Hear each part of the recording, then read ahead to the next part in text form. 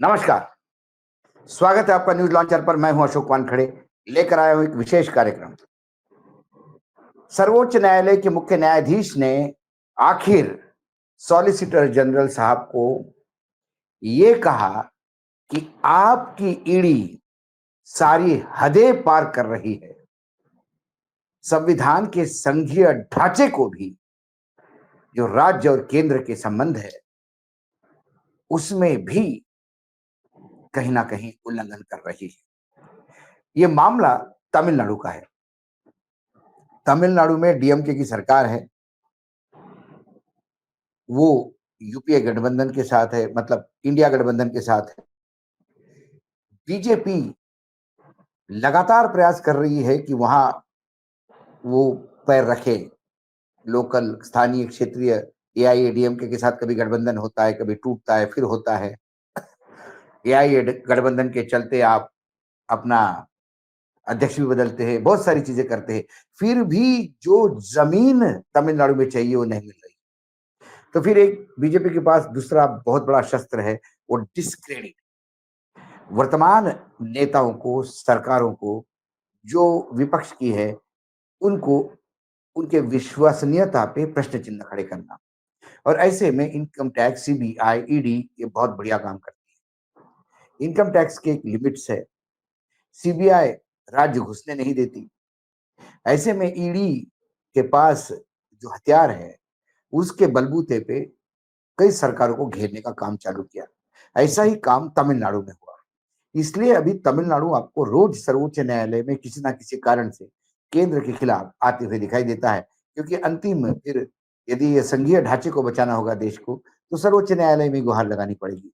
ऐसा ही एक तमिलनाडु का मामला था। आज तमिलनाडु से जुड़े मामले में ईडी को सुप्रीम कोर्ट ने कड़ी फटकार लगाई। तमिलनाडु सरकार ने ईडी की एक कार्रवाई के खिलाफ याचिका दायर की थी। पूरा मामला यह है कि सुप्रीम कोर्ट ने तमिलनाडु सरकार की याचिका पर ईडी को नोटिस जारी किया। तमिलनाडु राज्य विपणन निगम, टीएएसएमसी एमएसी टेस्मैक मुख्यालय में ईडी की ओर से की गई तलाशी के खिलाफ तमिलनाडु सरकार ने याचिका दायर की थी। इस मामले को मद्रास हाईकोर्ट ने खारिज कर दिया था, जिसको सुप्रीम कोर्ट में चुनौती दी गई है। सुप्रीम कोर्ट ने इस मामले में आगे की कार्यवाही पे रोक लगाने की बात कही है। सुप्रीम कोर्ट के वरिष्ठ वकील कपिल सिब्बल ने सीजीआई की बेंच के समक्ष कहा कि राज्य सरकार ने 2014 से 21 तक, मतलब पिछले 7 सालों में करीब करीब 41 एफआईआर दर्ज की है। ये एफआईआर दर्ज किस लिए की है? शराब के दुकानों में अनियमितता, वहां व्याप्त भ्रष्टाचार, इसके खिलाफ खुद खुद आगे आके टेस्मैक ने खुद अपने हिसाब से एफआईआर दर्ज की। मतलब वो, उनको पता था कि गलती कहां हो रही है और राज्य सरकार उसके खिलाफ कार्यवाही भी कर रही थी। ईडी 2025 में सामने आई और निगम मुख्यालय पर छापा मारा। सभी के फोन ले गए, सब कुछ क्लोन किया गया।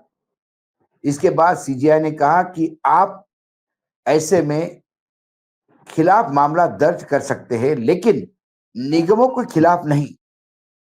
सीजीआई ने एसजी एसवी राजू से कहा कि आपकी ईडी सारे हदें पार कर रही है।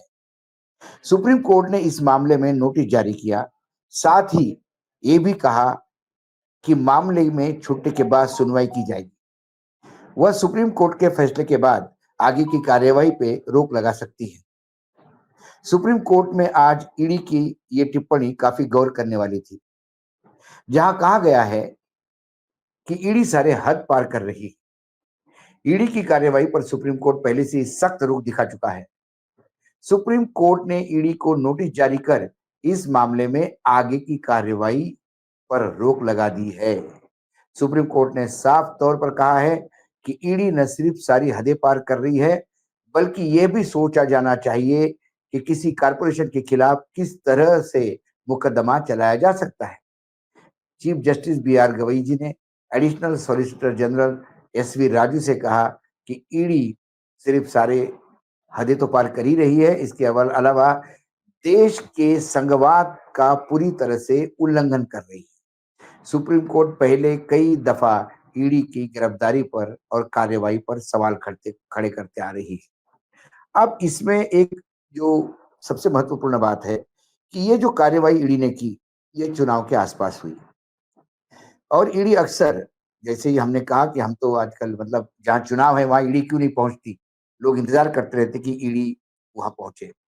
यदि कोर्ट के अंदर क्या क्या डिस्कशन हुआ, इस पे यदि हम जाएं तो कोर्ट में खासकर कपिल सिब्बल जी ने कहा कि यह नियम है जो शराब की दुकानें दे रहा है और हमने पाया कि जिन लोगों को दुकानें दी गई उनमें से कुछ लोग वास्तव में नगद ले रहे थे। इसलिए राज्य ने स्वयं 2014 और 21 के बीच में इन व्यक्तियों के खिलाफ 41 एफआईआर दर्ज किए, न कि निगम के खिलाफ। ईडी 2025 में सामने आता है और निगम के मुख्यालय पर छापा मारता है। सभी फोन ले गए और कुछ डाटा उन्होंने क्लोन भी किया। इस बिंदु पर गवई साहब ने पूछा कि निगम के खिलाफ अपराध कैसे बन सकता है? आप व्यक्तियों के खिलाफ मामला दर्ज कर सकते हैं, लेकिन निगम के खिलाफ आपराधिक मामला दर्ज कर सकते हैं क्या? ये सवाल पूछा उन्होंने। आपका ईडी सारी हदें पार कर रहा है। फिर जो टेस्मैक के जो वकील थे मुकुल रोहतगी, उन्होंने कहा कि ईडी ने टेस्मैक के अधिकारियों के फोन की क्लोन प्रतियां ली है और उनके गोपनीयता का उल्लंघन है। सिब्बल ने कहा कि न्यायालय को ईडी को फोन और डिवाइस के लिए ये डाटा का उपयोग करने से रोकना चाहिए। यह निजता का मुद्दा है, प्राइवेसी का। गवई ने कहा कि न्यायालय पहले ही अंतरिम राहत दे चुका है और आगे कोई निर्देश नहीं दे सकता, क्योंकि अंतरिम राहत में न्यायालय ने कहा कि अब ईडी कोई कार्रवाई नहीं करेगी अगले सुनवाई तक।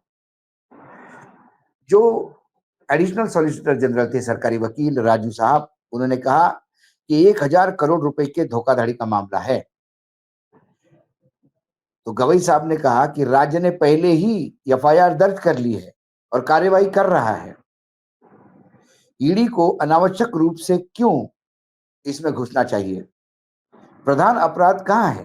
तो राजू जी ने कहा कि एक बड़ी धोखाधड़ी हुई है जिसकी ईडी जांच कर रही है और राजनेताओं को बचाया जा रहा है।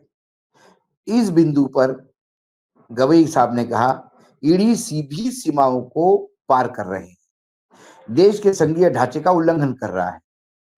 एएसजी ने इनकार किया और कहा कि वह विस्तृत जवाब दाखिल करेंगे इसके बाद। मामला ये था कि 1000 करोड़ का शराब घोटाला एक मामला उठाया गया था। मार्च में ईडी द्वारा छापेमारी के बाद आरोप सामने आए कि डिस्टिलरी कंपनियों ने कथित राशि को बेहिसाब नकदी के रूप में निकाला लिया और उसका इस्तेमाल टेस्मैक के अधिकारियों को अधिक आपूर्ति ऑर्डर प्राप्त करने के लिए किया गया। टेस्मैक के वरिष्ठ अधिकारी पर भ्रष्टाचार के आरोप लगाए गए। वहां इनकी दुकानों पर वास्तविक एमआरपी से अधिक राशि वसूलने का आरोप लगाया गया।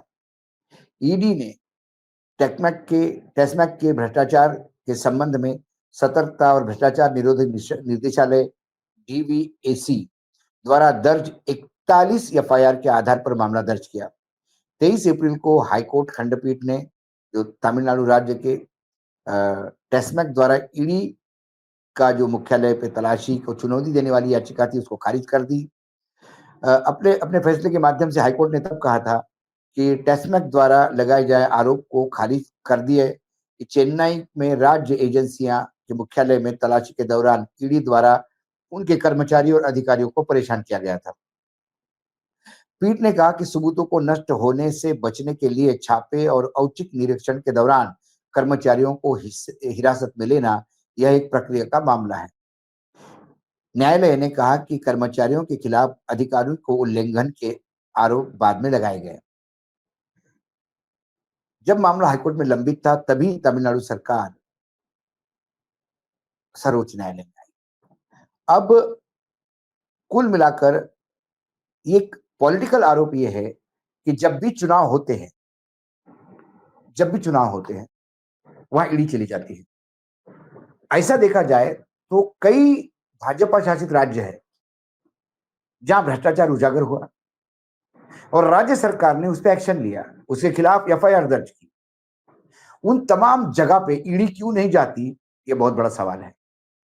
ईडी को यदि राज्य सरकार ने कोई भ्रष्टाचार का मामला उजागर होने के बाद एक्शन के तौर पे लगातार एफआईआर दर्ज की और उन भ्रष्टाचारियों को सजा दिलवाने का काम राज्य सरकार ने शुरू किया, तब ईडी वहां पहुंचती है अपना काम करने के लिए, क्योंकि आपके यहां भ्रष्टाचार हुआ तो अब हम हमारे एंगल से देखेंगे और प्रयास करते हैं कि राजनीतिक दलों को घसीटा जाए, नेताओं को घसीटा जाए। क्योंकि ईडी के दलील में भी ये कहा गया था कि राजनीतिकों को बचाया जा रहा है, लेकिन ऐसे मसले चाहे आसाम में हो, चाहे मध्य प्रदेश हो, चाहे राजस्थान हो, वर्तमान में छत्तीसगढ़ हो, यहां कोई नहीं होता। उदाहरण के तौर पे हाल ही में जल जीवन मिशन जो जल शक्ति मंत्रालय का है, वहां हर घर नल योजना में करोड़ों करोड़ों रुपए का घपला सामने आया। किस तरह से टेंडर एकाएक ऊंची कीमत पे दिए गए, कई परसेंटेज, कई अनबिलीवेबल, मैंने आप सोच भी नहीं सकते इतना पैसा बढ़ा बढ़ा के टेंडर दिए गए। उसकी इंक्वायरी के लिए केंद्र सरकार के मंत्रालय ने खुद फिर से ऑडिट करना शुरू किया। ऐसे जगह पे ईडी क्यों नहीं जाती, सवाल ये है। ईडी को भ्रष्टाचार जो उजागर करती है राज्य सरकार और उस पर एक्शन देती है, वही ईडी पहुंचती है। ये ईडी की सारे हदें करने पार करने का एक रास्ता है। तमिलनाडु में डीएम की सरकार है, ईडी तो परेशान करेगी ही, क्योंकि वो एनडीए गठबंधन का नहीं, इंडिया गठबंधन का हिस्सा है। आज ईडी को आईना दिखा दिया और जो कड़े तेवर में नोटिस जारी किए जस्टिस गवई ने, लगता है अगले हियरिंग तक बहुत कुछ होने वाला है। ईडी को कोई तो नकेल डालने वाला चाहिए, क्योंकि जो खुला सांड है ईडी का, वो ज्यादातर विपक्ष की सरकारों को ही रोंद रहा है। जहां सत्ता पक्ष की सरकार है, वहां जाने में इनको साफ सूझ जाता है। आज विशेष कार्यक्रम में इतना ही, फिर आता हूं किसी नए खबर के साथ। तब तक के लिए नमस्कार, देखते रहिएगा न्यूज लॉन्च।